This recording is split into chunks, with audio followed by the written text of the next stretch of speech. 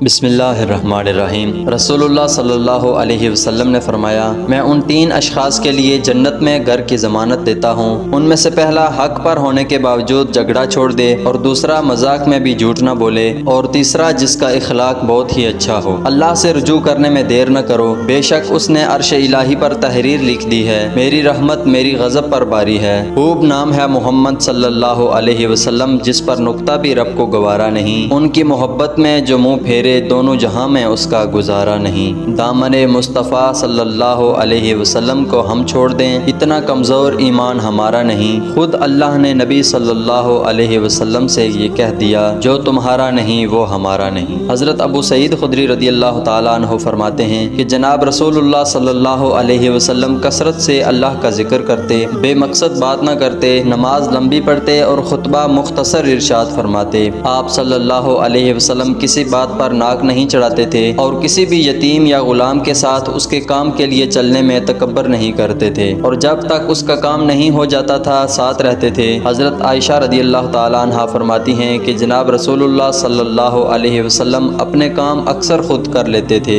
کپڑے کو ٹانکا لگا لیتے، بکری کا دودھ دھو لیتے، اور ذاتی خدمت کے کام بھی خود کر لیتے۔ حضرت عائشہ رضی اللہ تعالیٰ عنہا فرماتی ہیں کہ آپ دوسرے روز کے لیے کوئی چیز ذخیرہ نہیں رکھتے تھے، اور جو کچھ ہوتا اسی روز خرچ کر ڈالتے تھے۔ حضرت ابو ذر غفاری رضی اللہ تعالیٰ عنہ فرماتے ہیں کہ جناب رسول اللہ صلی اللہ علیہ وسلم نے فرمایا کہ میرے پاس احد پہاڑ جتنا سونا بھی ہو تو میں اپنے پاس 3 دینار سے زیادہ ذخیرہ نہیں رکھوں گا، اور سب کا سب اللہ تعالیٰ کی راہ میں خرچ کر دوں گا۔ حضرت ابو سعید خدری رضی اللہ تعالیٰ عنہ فرماتے ہیں کہ جناب رسول اللہ صلی اللہ علیہ وسلم کی خوراک بہت کم تھی، وہ اگر دوپہر کا کھانا کھاتے تو رات کا نہیں کھاتے تھے، اور رات کا کھانا کھا لیتے تو دوپہر کا نہیں کھاتے تھے۔ جناب رسول اللہ صلی اللہ علیہ وسلم اپنے خادموں سے پوچھتے رہتے تھے کہ تمہاری کوئی ضرورت تو نہیں، تمہیں کوئی کام تو نہیں؟ گویا حضور صلی اللہ علیہ وسلم اپنے خادموں کی ضروریات کا بھی بطور خاص خیال رکھتے تھے۔